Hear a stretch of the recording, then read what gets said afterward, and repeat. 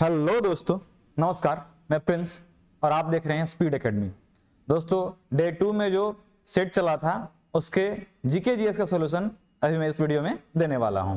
तो चलिए हम लोग शुरू करते हैं सॉल्यूशन को। ठीक है, पहला क्वेश्चन हमारा आता है अष्टभुज यानी कि ऑक्टोपस जो होता है और घोंघा जिसको स्नेल कहते हैं और सीपी और यूनियो, ये सारे जो फाइलम आपको दिख रहे हैं ये किसके अंदर आते हैं? ठीक है, ये सभी जीव जो हैं ये किस फाइलम के अंदर आते हैं? तो ये सभी मोलास्का के अंदर आते हैं। मोलास्का एक फाइलम होता है, उसी तरह से पोरीफेरा, एनेलिडा, आर्थ्रोपोडा सभी फाइलम्स नाम है जो आपको बायोलॉजी में पढ़ने को मिलेगा। तो ये जो जीव आपको दिख रहे हैं ऑक्टोपस, स्नेल, सीपी, ये सब पानी में रहने वाले जीव हैं। इनका शरीर जो होता है वो काफी ज्यादा मुलायम होता है। मैं आगे आपको डिस्क्राइब करूंगा कभी बायोलॉजी क्लास में। यहाँ पे बस ये समझ के रखिए कि इन तरह के सभी जीवों को मोलास्का समूह में रखा जाता है। आंसर क्या हो जाएगा? मोलास्का। चोल राजा राजेंद्र ने निम्नलिखित में से कौन सी पदवी धारण नहीं की थी? देखिए, चोल राजा राजेंद्र जो है, चोल वंश का संस्थापक जो था उसका नाम था विजयालय। क्या नाम था? विजयालय। तो यहाँ पे आपसे पूछा गया है कि चोल राजाओं में जो राजा राजेंद्र थे उन्होंने इनमें से कौन सी पदवी धारण नहीं की थी? तो उन्होंने त्याग समुद्र की पदवी धारण नहीं की थी। बाकी उन्होंने गंगेयकोंड और पंडित चोल की उपाधि धारण की थी, त्याग समुद्र की उपाधि धारण उन्होंने नहीं की थी। ठीक है, तो यहाँ पे आंसर हो जाएगा सी और बी, यानी कि इनमें से सभी नहीं, त्याग समुद्र काट के गंगेयकोंड और पंडित चोल की उसने की थी। तो यहाँ पे ऑप्शन गलत है। खैर, बी भी जिसने लगाया उसका सही है और सी भी लगाया उसका भी सही हो सकता है। यहाँ पे बढ़ते हैं अगले प्रश्न की ओर। किस ग्रह को शाम का तारा कहते हैं? साय का तारा या फिर भोर का तारा? शाम का तारा या भोर का तारा? या फिर कभी कभी क्वेश्चन आता है किस ग्रह को पृथ्वी का भग्नी कहते हैं, पृथ्वी का जुड़वा बहन कहते हैं? सब एक ही ग्रह को कहते हैं। किसको कहते हैं? शुक्र को। शुक्र ग्रह को भोर का तारा, सांझ का तारा, पृथ्वी की जुड़वा बहन, पृथ्वी की भग्नी, सबसे गर्म ग्रह, ये सारा कुछ किसको कहा जाता है? शुक्र ग्रह को। शुक्र ग्रह पे चूंकि कार्बन डाइऑक्साइड की मात्रा अधिक होने के कारण ये पृथ्वी की मतलब सूर्य के सबसे नजदीक न रहते हुए भी सबसे ज्यादा गर्म होता है। आपको पता है कि सबसे नजदीक में कौन है? बुध है, लेकिन बुध से भी ज्यादा गर्म कौन है? शुक्र है। क्यों? क्योंकि इसमें कार्बन डाइऑक्साइड की मात्रा अधिक है, इस कारण ये बहुत ज्यादा गर्म होता है। इसको भोर का तारा, सांझ का तारा, पृथ्वी के जुड़वा बहन, पृथ्वी की भगिनी सब कुछ कहा जाता है। बढ़ते हैं आगे। दूध उत्पादन के कार्यक्रम को क्या नाम दिया गया है? तो दूध उत्पादन के लिए क्रांति शुरू की गई थी, उसका नाम दिया गया था श्वेत क्रांति, या फिर इसी को इंग्लिश में कहते हैं ऑपरेशन फ्लड। क्या कहते हैं? Operation flood. ये शुरू किसने किया था? वर्गीज कुरियन ने। किसने शुरू किया था? वर्गीज कुरियन ने। बाकी हरित क्रांति जो है ये ओवरऑल ग्रेन्स के लिए, मतलब जितने भी धान, गेहूं, खास करके इन दोनों के लिए किया गया था हरित क्रांति को शुरू। नीली क्रांति जो है ये झींगा उत्पादन के लिए, एक मछली होती है झींगा मछली, जिसके लिए नीली क्रांति उत्पन्न हुई थी। और पीली क्रांति जो है ये शुरू की गई किसके लिए? तिलहन के फसल के लिए। तो उम्मीद है कि ये चारों चीजें आपको समझ में आ गई होंगी। सॉरी। सूर्य के इर्द गिर्द पृथ्वी जो है सूर्य के गिर्द घूमती है, मतलब चारों तरफ घूमती है। इस सिद्धांत को सर्वोत्तम आधार निम्नलिखित से कौन प्रदान करता है? यानी कि इन चारों ऑप्शन में इस प्रश्न को जस्टिफाई करने वाला ऑप्शन कौन सा है ये आपको बताना है। ठीक है, तो देखिए हम लोग इसको थोड़ा सा क्लियर करते हैं कि पृथ्वी कैसे कैसे घूमती है। देखिए, पृथ्वी में दो तरह के मूवमेंट देखे जाते हैं। कौन कौन? एक को बोलते हैं रोटेशन और एक को बोलते हैं रिवॉल्यूशन। इसका मतलब क्या होता है सर? देखिए, रोटेशन का मतलब होता है अपने जगह पे घूम जाना। जैसे मैं यहाँ खड़ा हूं तो ये मेरा सीधा ऐसे अक्ष हो गया और यहीं पे हम इसे गोल गोल गोल गोल ऐसे घूम जाए, इसको बोलते हैं क्या? रोटेट करना। और आपको यहाँ खड़ा करके और आपके चारों तरफ ऐसे ऐसे घूमने लगाऊं, इसको कहते हैं रिवॉल्यूशन। तो पृथ्वी दोनों करती है, रिवॉल्यूशन करती है सूर्य के अराउंड चारों तरफ और रोटेशन करती है अपने ही अक्ष पे। ठीक है, तो जब रोटेशन करती है उस कारण दिन और रात होता है, और जब रिवॉल्यूशन करती है यानी कि पृथ्वी सूर्य के इर्द गिर्द ऐसे घूमती है तब जाके ऋतु बदलता है। ठीक है, ऋतु परिवर्तन होता है। जैसे ही पृथ्वी सूर्य से दूर हो जाती है तो ठंडा का मौसम आ जाता है, पृथ्वी सूर्य के नजदीक आती है तो गर्मी का मौसम आता है। ये आप फील करते होंगे। ठीक है, उसी चीज को यहाँ पे कहा है कौन जस्टिफाई करता है कि पृथ्वी सूर्य के इर्द गिर्द घूमती है। तो पृथ्वी सूर्य के इर्द गिर्द घूमेगी तो क्या होगा? ऋतु का परिवर्तन होगा। पृथ्वी एक मतलब अपने एक्सिस पे घूम रही है तो दिन और रात होते हैं। ठीक है, तो उम्मीद है कि ये चीजें आपको समझ में आई होगी। अच्छा, पृथ्वी का ग्रहों के गति का नियम किसने दिया था? केपलर ने। ठीक है, बढ़ते हैं अगले प्रश्न की और इसमें आपको बहुत सारी चीजें सीखने को मिली होंगी। थोड़ा सा मैं इसको और डिटेल कर सकता था बट अभी टाइम कम है, इस कारण मैं इसको थोड़ा सा तेज लेके चल रहा हूं। बढ़ते हैं अगले प्रश्न की ओर। निम्न में से किस देश ने गांधी जी पर एक विशेष चित्रात्मक साहित्यिक संकलन प्रकाशित किया है? तो ये प्रकाशित किया है नेपाल ने। साहित्यिक संकलन का मतलब इनसे जुड़ी हुई जितनी ऐतिहासिक बातें हैं उसको चित्र के रूप में, मतलब फोटो के रूप में प्रकाशित किया किसने? नेपाल ने प्रकाशित किया है। ये करंट अफेयर का क्वेश्चन था। निम्न में सबसे छोटा आयन कौन है? देखिए इसमें सबसे छोटा आयन जो है वो Si4+। अब मैं आपको एक चीज बताऊं, इन जितने भी यहाँ पे तत्व आपको दिख रहे हैं, इन सब का जो इलेक्ट्रॉन, नंबर ऑफ इलेक्ट्रॉन्स है वो बराबर है। कैसे? सोडियम Na11 होता है, लेकिन इस पे एक प्लस चार्ज है, इस कारण से एक चार्ज घट जाने से इसमें 10 इलेक्ट्रॉन बचे। एल्यूमिनियम Al13 होता है, लेकिन इस पे 3 प्लस चार्ज है, तो इसमें से 3 चार्ज यदि इलेक्ट्रॉन को घटाते हैं तो यहाँ पे 10 बचता है। यहाँ पे Mg12 होता है, 12 में से 2 चार्ज है, 2 को घटाते हैं तो ये 10 बचता है। और Si14 में से 10 में से 4 घटाते हैं तो ये भी 10 मिलता है। ठीक है, तो ये 14 में से 4 घटाते हैं तो 10 मिलता है, यानी कि सब में इलेक्ट्रॉन्स की संख्या बराबर है। जब इलेक्ट्रॉन्स की संख्या बराबर हो और जिसपे चार्ज ज्यादा हो, वो जो होता है आयन सबसे छोटा हो जाता है। ठीक है, यानी कि इलेक्ट्रॉन की संख्या बराबर और प्रोटॉन की संख्या जिसमें अधिक हो गई, वो आयन जो होता है वो बराबर हो जाता है। इस वजह से हमारा सिलिकॉन जो है वो इन सबसे छोटा हो गया। ठीक है, तो बढ़ते हैं अगले प्रश्न की ओर। ये केमिस्ट्री का मतलब कुछ ज्यादा ही टफ क्वेश्चन आपको दे दिया था, क्या ऐसा जीडी में क्वेश्चन देना नहीं चाहिए। बढ़ते हैं आगे। किसी जैव यौगिक के विकास प्रयोग द्वारा अपघटन की प्रक्रिया को किण्वन कहते हैं। सबसे पहले समझिए कि किण्वन क्या होता है, ये समझ गए तो क्वेश्चन आपका निकल गया। किण्वन मतलब सीधा सरल भाषा में कहे तो इसको बोलते हैं सड़ा देना किसी चीज को। क्या करना? सड़ा देना। जैसे शराब बनाया जाता है, जो गाँव में छुप छुपा कर शराब बनाया जाता है, मार से, गुड़ से, केला का रस से, मतलब बहुत सारी चीजों से बनाया जाता है। बहुत सारे अनाजों को सड़ा करके, चावल का माड़ जो निकलता है उसको सड़ा करके, तो उसी को किण्वन कहते हैं। ठीक है, फर्मेंटेड किया जाता है ताकि वो अल्कोहल बन सके। तो यहाँ पे कह रहा है कि जैविक क्रियाओं किसके प्रयोग द्वारा अपघटन की क्रिया किण्वन को प्रकीर्ण किया जाता है, तो प्रकीर्णन कहते हैं। एंजाइम्स के सहारे उसको किण्वन को अंजाम दिया जाता है। ठीक है, तो आंसर हो जाएगा इसका एंजाइम्स, यानी कि प्रकीर्णन। बढ़ते हैं अगले प्रश्न की ओर। निम्नलिखित में से कौन सी बौद्ध संगीति बिहार में नहीं हुई थी? देखिए बिहार में कौन सी नहीं हुई थी, इस पे हमको चर्चा करना है। तो सबसे पहले समझते हैं कि प्रथम कहां हुई। प्रथम हुई थी राजगीर में। प्रथम कहां हुई? राजगीर में, तो बिहार में ही है। द्वितीय हुई थी वैशाली में। द्वितीय कहां हुई? वैशाली में। तृतीय हुई थी पाटलिपुत्रा में। तृतीय कहां?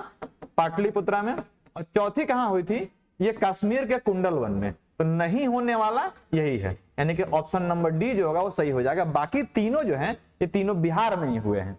ठीक है, पहला हुआ था आपका राजगीर, दूसरा वैशाली, तीसरा पाटलिपुत्र में। तो इन तीनों चीजों को याद रखेंगे। अगले किसी और वीडियो में क्वेश्चन आया तो मैं ये भी बताऊंगा कौन इसमें अध्यक्ष था, कौन उपाध्यक्ष था। अभी बता सकता हूं, लेकिन मैं जानबूझ के आप पे बर्डन नहीं देना चाहता हूं, ये आपको सर्च करके भी देखना चाहिए। ठीक है, बढ़ते हैं आगे। आगे मेहरौली का लौह स्तंभ किससे संबंधित है? देखिए मेहरौली में जो लौह स्तंभ है ये चंद्रगुप्त द्वितीय से संबंधित है। चंद्रगुप्त द्वितीय को विक्रमादित्य से भी जाना जाता था, तो मेहरौली का लौह स्तंभ जो है ये विक्रमादित्य से भी संबंधित है। वैश्विक ऊर्जा पुरस्कार 2022 किसे दिया गया? ये मैंने करंट अफेयर में करा रखा है। ये दिया गया था किसको? कौशिक राजशेखर को। वैश्विक ऊर्जा पुरस्कार किसको दिया गया? कौशिक राजशेखर को। तो ये क्वेश्चन करंट अफेयर का था, तो आपको लगातार करंट अफेयर्स का वीडियो भी देखना चाहिए और जो मैंने पीडीएफ दिया है उसको देख के याद करना चाहिए, क्योंकि अगले दिन से आपको क्या करेंगे हम कि पूछताछ शुरू करने वाले हैं। अगला प्रश्न है हमारा, lady doctors the untold story of India first medicine. इस पुस्तक के लेखक कौन है? इस पुस्तक की लेखक है कविता राव।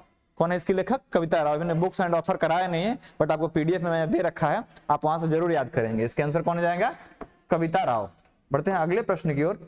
भारत वन रिपोर्ट 2021 के अनुसार, भारत वन रिपोर्ट 2021 के अनुसार कह रहा है कि सर्वाधिक वन प्रतिशत वाला राज्य कौन है?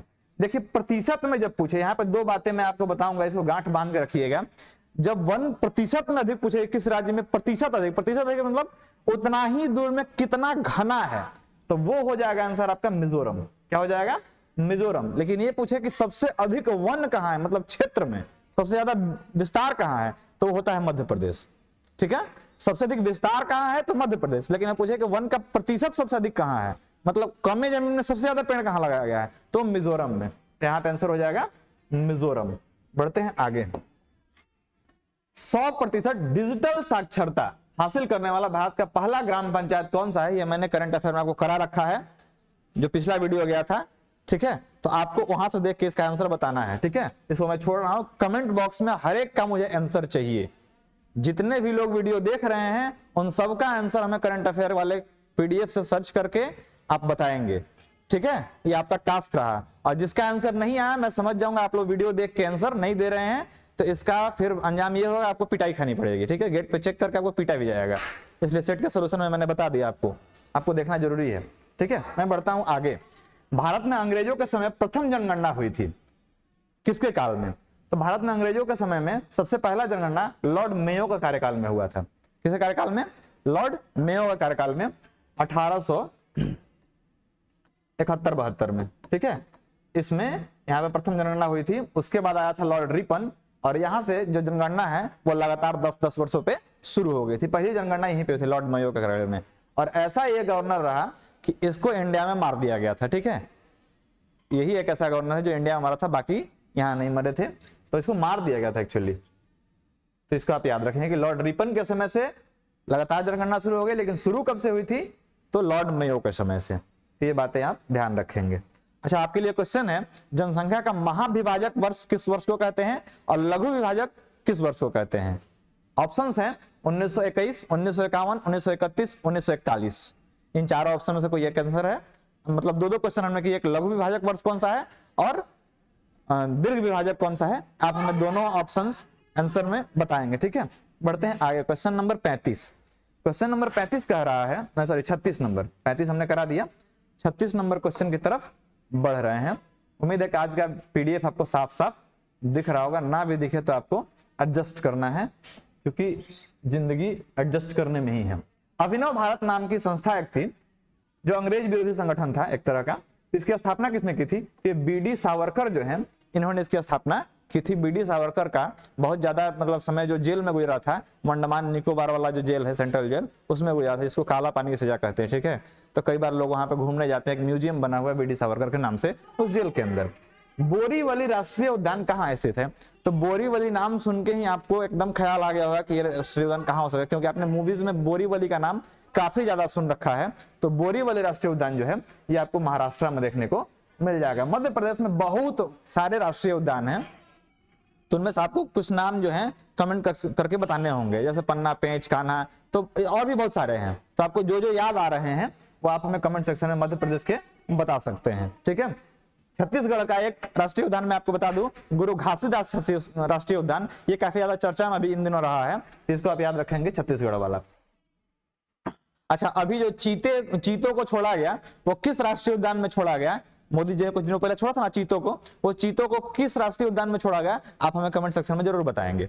तब जाके प्रतीत होगा कि आप वाकई में पढ़ रहे हैं और वीडियो को देख रहे हैं, और जो मैं क्वेश्चन पूछ रहा हूं उसको सर्च करके कमेंट भी कर रहे हैं। कमेंट करना निहायत एकदम जरूरी है, नहीं करते हैं इसका मतलब आप बस ऐसे ही वीडियो देख रहे हैं। बढ़ते हैं आगे। निम्नलिखित में से कौन सा युग्म समूह सत्य नहीं है? इनमें से कौन सा युग्म समूह जो है वो सत्य नहीं है, ये आपको बताना है। देखिए यहाँ पे ऑप्शन जो दिख रहे हैं, ये काफी ज्यादा इंपॉर्टेंट प्रश्न है। क्यों? क्योंकि इससे क्वेश्चन ना आए ऐसा हमने आज तक एग्जाम ही नहीं दिया, आपके लिए भी काफी ज्यादा इंपॉर्टेंट है। देखिए क्या क्या है ऑप्शंस। शिव कुमार ये संतूर वादक है, सही है। हरिप्रसाद चौरसिया ये बांसुरी वादक है, ये भी सही है। बिरजू महाराज ये कथक डांसर हैं, ये भी बात बिल्कुल सही है। लेकिन बिस्मिल्लाह खां ये तबला वादन, ये बिल्कुल गलत है। बिस्मिल्लाह खां जो है वो शहनाई वादक है, इनका संबंध बिहार से ही है, बिहार के डुमराव से है, ठीक है। तो बिस्मिल्लाह खां जो है ये शहनाई वादक है, तबला वादक नहीं, शहनाई वादक है। दो ग्रह जिनके उपग्रह नहीं है, तो बुध और शुक्र ऐसे दो ग्रह हैं जिनके कोई उपग्रह नहीं है, बाकी सभी ग्रहों के उपग्रह हैं, जैसे पृथ्वी का चंद्रमा है। बृहस्पति के कुल मिला के 79 उपग्रह हैं। इसमें सबसे बड़ा जो पूरे मतलब सारे ग्रहों में सबसे बड़ा जो उपग्रह है वो है पृथ्वी का, जिसका नाम है गैनीमेड। बुध और शनि, बुध का तो है नहीं, लेकिन शनि के सबसे अधिक उपग्रह हैं 82, ठीक है। पहले हम लोग जानते थे कि 79 ही अधिक है बृहस्पति वाला, लेकिन नहीं, बृहस्पति शनि के सबसे अधिक है 82। शुक्र का उपग्रह नहीं है, लेकिन मंगल के उपग्रह हैं कौन कौन? फोबोस और डीमोस। क्या क्या नाम है? फोबोस और डीमोस, ये दो उपग्रह मंगल के हैं। तो पृथ्वी का हमने बता दिया चंद्रमा, बृहस्पति का सबसे बड़ा जो उसका नाम है गैनीमेड, बाकी इसके 79 है। शनि के 82 हैं, बुध का नहीं है कोई, शुक्र का नहीं है, लेकिन मंगल का दो है, फोबोस और डिमोस। तो इतने सारे चीज आपको याद रखने हैं। क्वेश्चन नंबर 40 जो आज का लास्ट प्रश्न है, नवंबर 2022 में से कौन सा देश मालाबार नौसैनिक अभ्यास 2022 की मेजबानी करेगा? सबसे पहले आपको जानना होगा कि मालाबार नौसैनिक अभ्यास जो है ये किन देशों के बीच में है। तो ये क्वेश्चन हमने बीपीएससी में देखा, यूपीपीसीएस में देखा, एनटीपीसी में देखा, ग्रुप डी में देखा, हर जगह देखा। क्वाड देश कौन से हैं? तो क्वाड देशों में 4 देश आते हैं। कौन कौन? इंडिया, यूएसए, जापान और ऑस्ट्रेलिया। ये चारों देश जो हैं इनको हम लोग क्वाड कंट्रीज कहते हैं। इन चारों देश के राष्ट्राध्यक्ष जो हैं ये काफी ज्यादा अपने संबंध को आगे बढ़ा रहे हैं, राजनयिक, रक्षा के क्षेत्र में, आर्थिक क्षेत्र में, मतलब हर जगह से ये लोग जुड़ना चाह रहे हैं। तो क्वाड देशों का समूह जो है ये एक युद्धाभ्यास करता है नेवी का, जिसको बोलते हैं मालाबार। कौन कौन देश? ऑस्ट्रेलिया, यूएसए, इंडिया और जापान। तो अभी जो है अगला वाला नवंबर 2022 में जो हुआ ये जापान के अंदर मालाबार युद्धाभ्यास हुआ है। तो कुल मिलाकर आपने वीडियो को लास्ट तक देखा है। यदि आपने लास्ट तक देखा है तो आप वीडियो को लाइक जरूर करेंगे, इसको शेयर करेंगे अपने दोस्तों तक, चैनल को सब्सक्राइब करेंगे और जो मन करे अपना कर सकते हैं। ठीक है, रिपोर्ट नहीं मारना गधा। मिलता है अगले वीडियो में। जय हिंद।